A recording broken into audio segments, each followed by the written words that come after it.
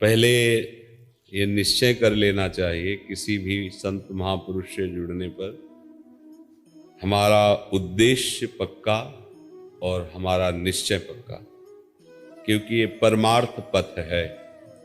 इसमें बार बार बदलाव नहीं किया जाता, क्योंकि समय नहीं अपने पास, कब श्वास रुक जाए इसका भरोसा नहीं।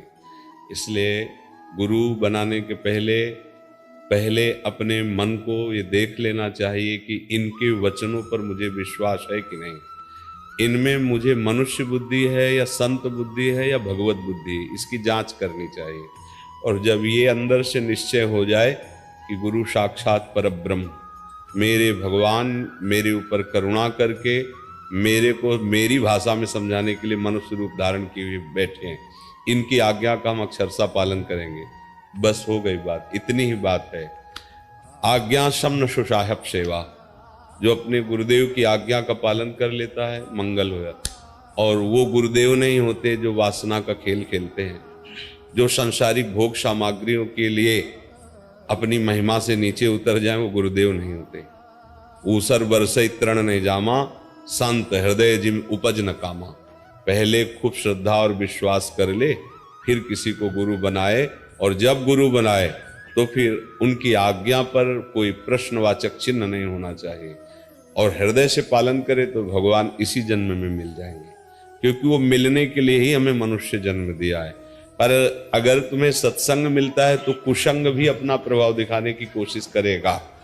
आपकी निष्ठा, आपकी भावना इतनी सुरक्षित होनी चाहिए कि किसी का भी कुसंग का प्रभाव हमारे मन पर न पड़े। जो रहीम उत्तम प्रकृति का कर शकत कुसंग, चंदन विष व्यापत नहीं लपटे रहत भुजंग। चंदन में बड़े बड़े फणधारी सांप लिपटे रहते हैं शीतलता प्राप्त करने के लिए, लेकिन चंदन अपना शीतलता देता है, उसका दोष विष नहीं ग्रहण करता।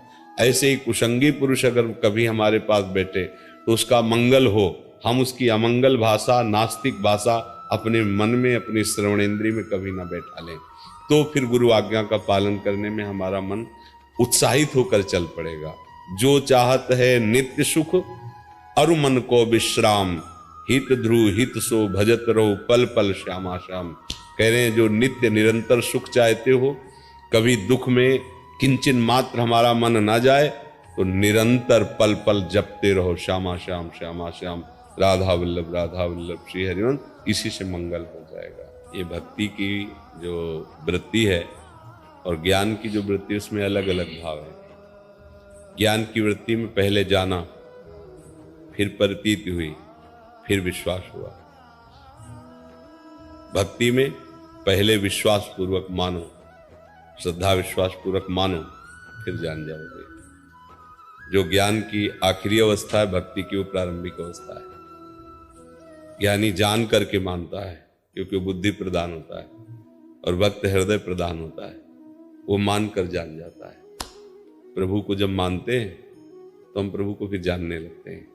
ऐसे हम पहले ये माने कि मेरा हृदय नहीं है, ये लाडली जू का निकुंज है। पहले माने तो हम, अब लाडली जू के निकुंज की हमें सेवा मिली सोहनी लगाने की। अब हम ढूंढ ढूंढ के कंकड़ कूड़ा हटाएंगे ना, ऐसे ही हृदय में 4 डिपार्टमेंट है गंदगी फैलाने वाले: मन, बुद्धि, चित्त और अहंकार। मन भोगों का संकल्प करता है, बुद्धि भोगों में सुख ऐसा निश्चय करती है, चित्त भोगों का चिंतन करता, अहंकार स्वीकार करता, मैं भोगता हूं। ये झाड़ू लगा के बाहर करनी, विवेक की झाड़ू हाथ में लेकर इसे बाहर करनी। बुद्धि से निश्चय कराना, प्रिया प्रीतम के सिवा कहीं सुख नहीं है। मन से संकल्प कराना, जो भी सामग्री प्रिया प्रीतम की सेवा सुख के लिए है। चित्त से चिंतन करना है प्रिया प्रीतम के नाम का, रूप का, लीला का। और अहंकार से स्वीकार करना है हमारे माई श्यामा जी को राज, हम महारानी जी के चरण आश्रित हैं, मेरा जीवन मेरा सर्वस्व महारानी का, और मैं उनकी दास्ता। हम श्यामा जी के बल अभिमानी, टेढ़े रहे मोहन रसिया से। हो गया लाडली निकुंज हृदय। बस अब कहने में तो कम समय लगा, लेकिन सोहनी लगाने में बड़ा समय लगता है, क्योंकि ये कूड़ा करकट फैलाने वाले काम क्रोध लोभ मोह मद मत्सर, ये हमारे हृदय को गंदा करते रहते। इसलिए लगता है कहाँ ये लाडली का निकुंज बन सकता है हृदय। पर हमें चिंता नहीं करनी, हम आचार्य की शरण है, गुरुदेव की शरण है, उनकी कृपा कोर हमारे ऊपर है। जितना हम साफ कर पाए ने चतुर सखियां हैं, जो 1 सेकंड में सोनी लगा के साफ कर देंगी, है नहीं। महिमा तेरी कहा कहो श्री हरिवंश दयाल, तेरे द्वारे बटत है सहज लाडली लाल। हमें उनके चरणों का दृढ़ता पूर्वक आश्रय ले लेना है। और सही बात आपको बताएं, हमारे बनाए ना बनेगी कोटि कल्प लो, और आपके बनाए बनेगी पल पाव में, पल के चौथाई हिस्से में भी बन जाएगी।